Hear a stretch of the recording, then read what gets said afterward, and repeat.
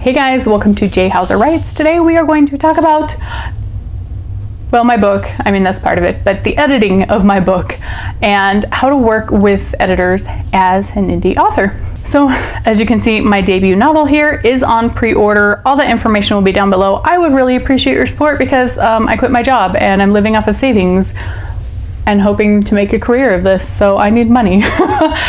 And I put a lot of money into making this final product, so we're going to talk about that.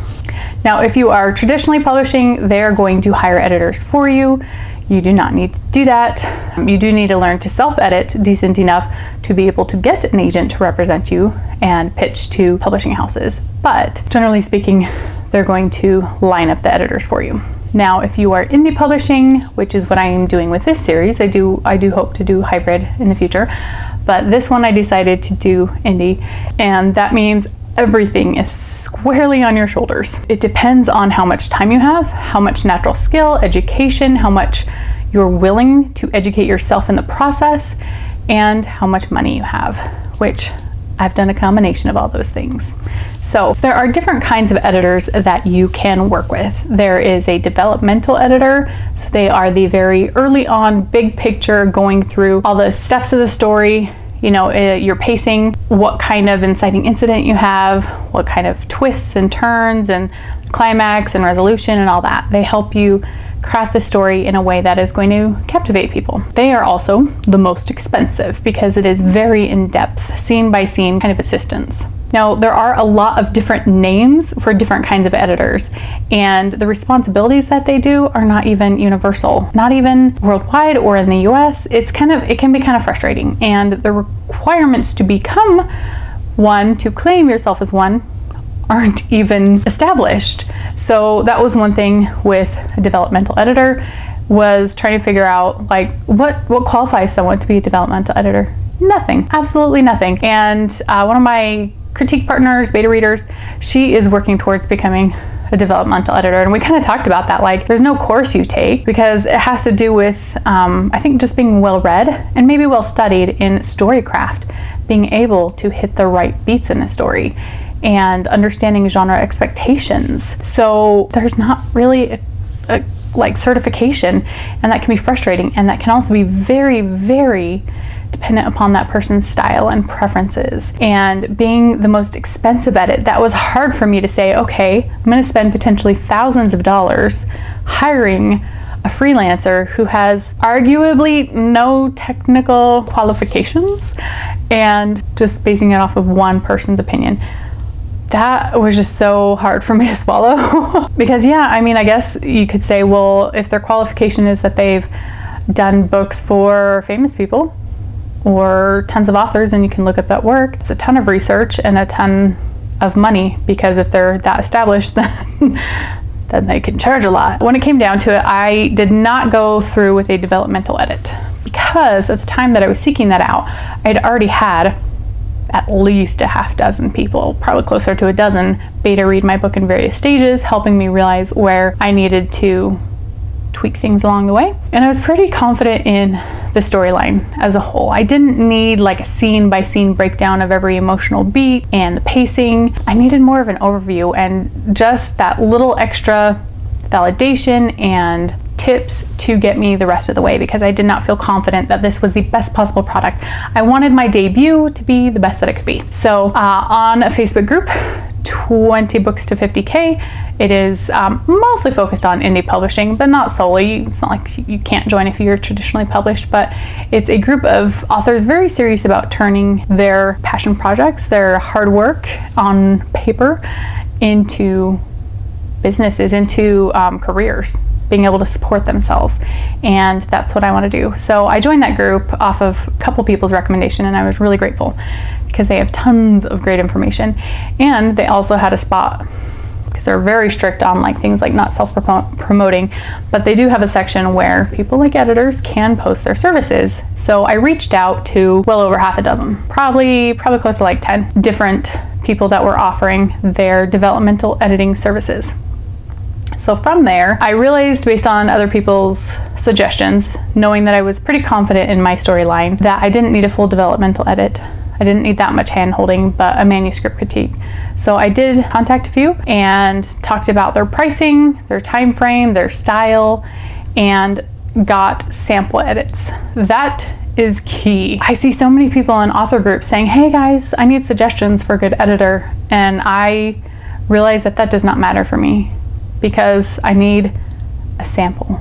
I need to know what they can do for me if our styles will mesh. And I'm really grateful that I did that. So I did not go off anyone in particular's recommendation. I have a whole spreadsheet where I compiled their information and their experience, their time frame, their pricing, and then sent them off sample chapters based on their requirements, and they got them back to me. Now it can be kind of hard on a developmental edit or manuscript critique because they're only sending you like a scene. So you can't tell, like, are they going to help me get the whole story's arc? I think that's the hardest to really be able to judge a sample on. Again, most expensive, most risk. But even from that sample of just like maybe a chapter or two per person, I quickly weeded some people out, realizing like, oh no, you are turning this into something that I am not intending. You are completely trying to change my voice, doing a lot more line editing than I had asked for in a way that I didn't like. So it was important, don't, shop around. If they want to sell their services, they have to prove that they are worthy. That's just the fact of it. So there were, I'd say 2, maybe 3 that, were my top, and some of it was price. It's just hard because they can name their own price, and especially if they're newer, they might be offering a discount, they might not. And so, like, I remember there was one that I really liked her style, but she was just charging way too much.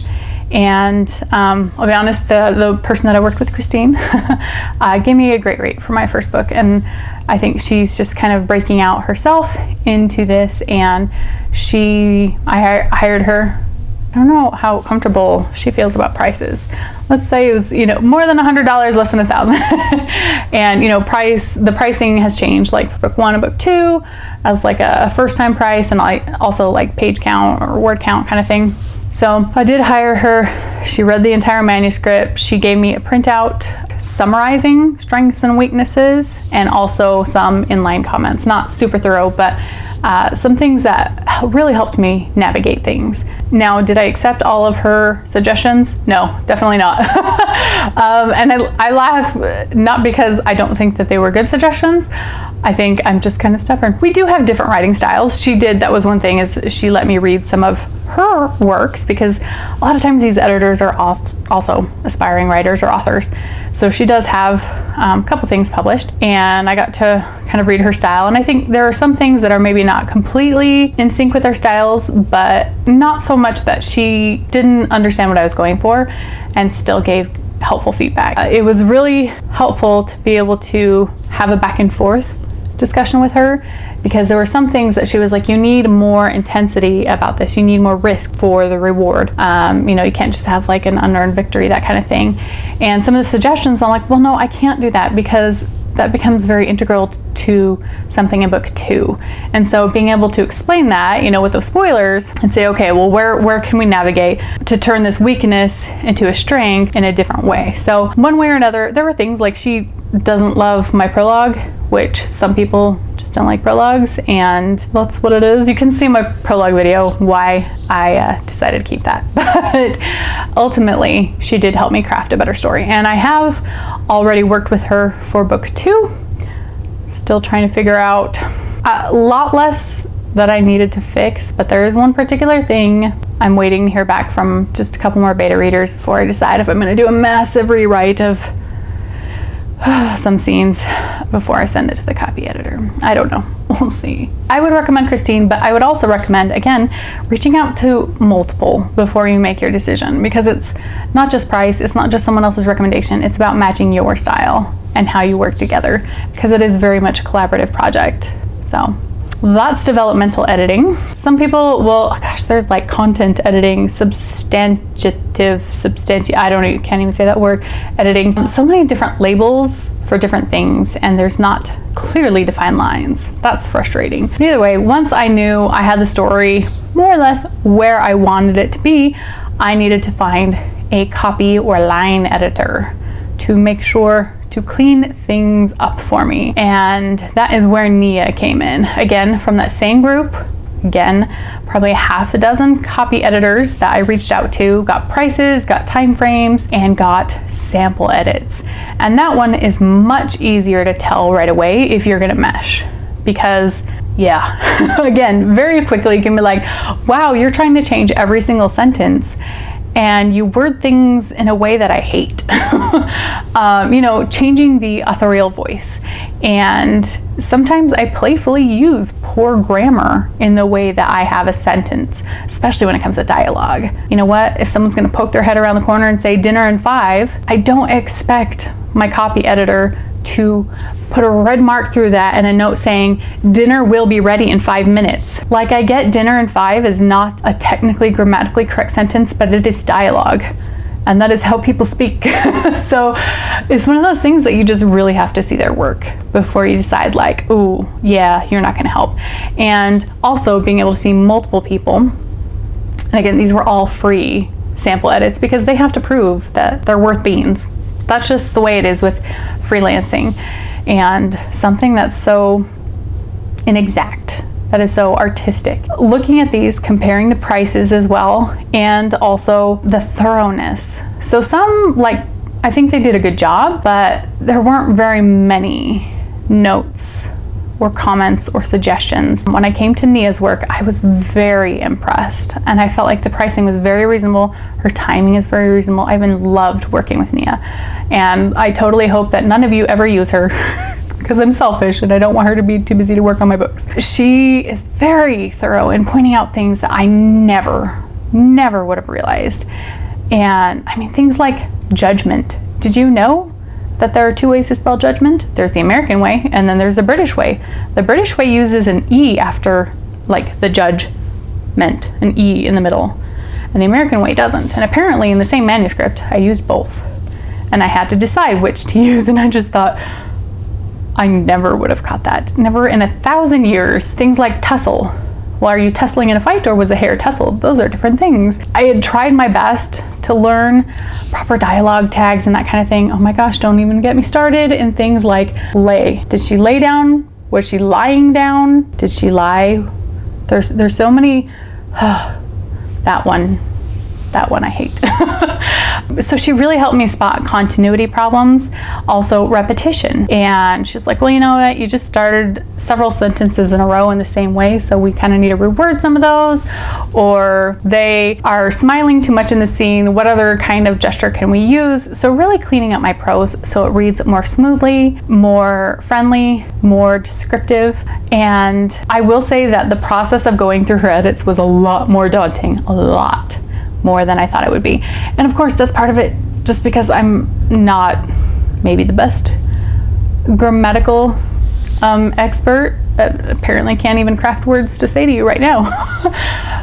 So yeah, there was a lot that I learned in the process, and I think that was a fantastic thing, was she was open to me questioning me, like, so why do I need to add an ly at the end of this verb but not this one? And you know, she would explain it, and she would sometimes even cite the Chicago manual.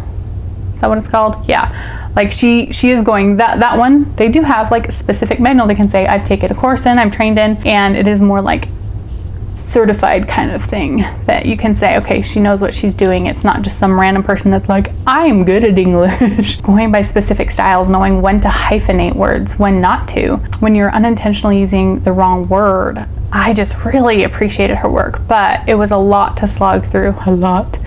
And understanding even then that some things are preference, things like em dashes and ellipses, that it has a lot to do with preference, and it's not that there's an exact right or wrong way. How to signify in modern literature that someone is texting, because it's not actually in the manuals, because it's a newer form of communication.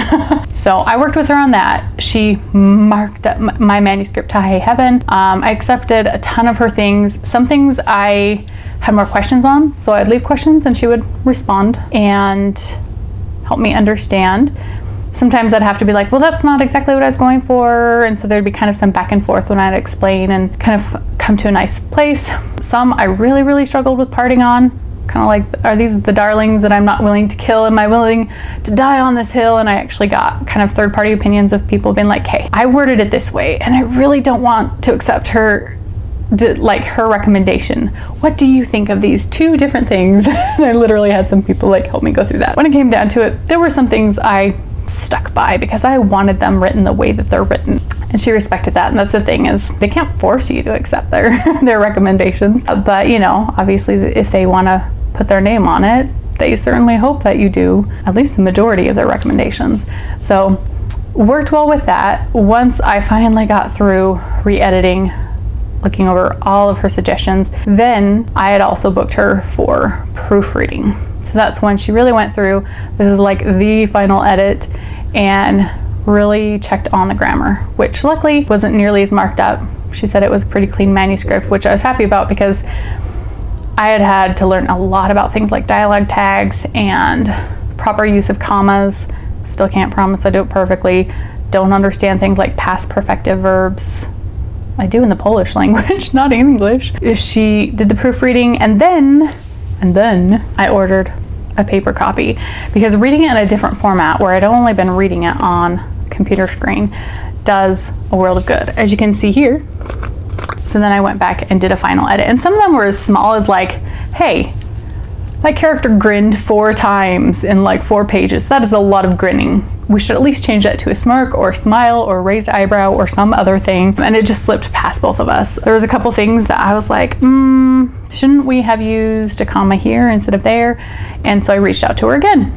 And some was right on, some she was like, well, no, this is why we don't need to do that. And some was just a little more variety in how the sentences are structured and more specificity. Like instead of like, so-and-so was driving, I said, so-and-so was driving their truck, because I feel like they're a truck person. And specificity can make a big difference when you're reading a book and wanting to visualize things. So minor changes, even though there's kind of a lot of things there, but well worth the money, absolutely worth it.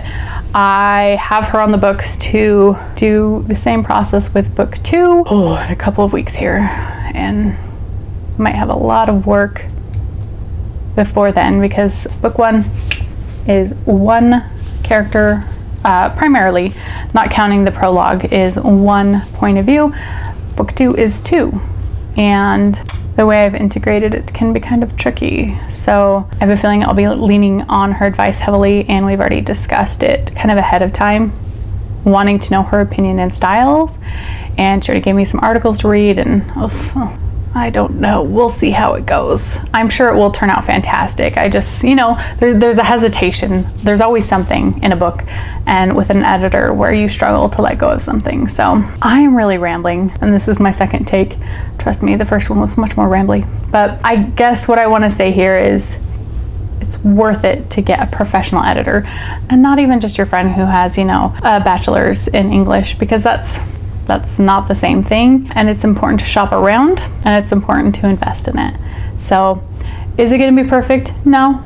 I mean, I've still found things even after that final edit that I'm like, you know, if I ever do go back and make edits, like, here's one tiny thing, and it, you know, again, it is small things, but especially when you read your own manuscript, you know, dozens of times, it all becomes a sea of letters and spaces and punctuation marks, and you really need that extra person to look over it. So let me know if you have any questions. That was my process working with editors for this first book.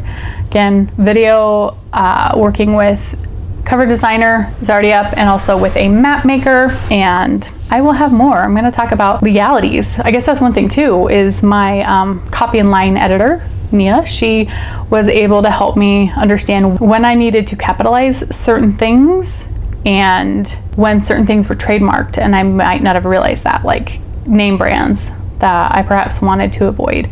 So super helpful stuff like that. Really important to get someone that knows their crap that you don't. So and that she helped me learn along the way. That was huge. So I appreciate both of you ladies and your help. Don't go anywhere, and I hope you guys enjoy this, all the work and the money that has been put into it. I'll do a video on finances, but yeah, I mean, between editors, cover designer, working with the printer and all that, I mean, it's been well over $1,000. It'll probably come up to a couple thousand. I don't know. I haven't done the figures in a while, but please check it out. I'm exhausted from filming videos, and I'm gonna let you go. My newsletter is down below, pre-order links down below, their links down below. Have a great day, guys. Bye.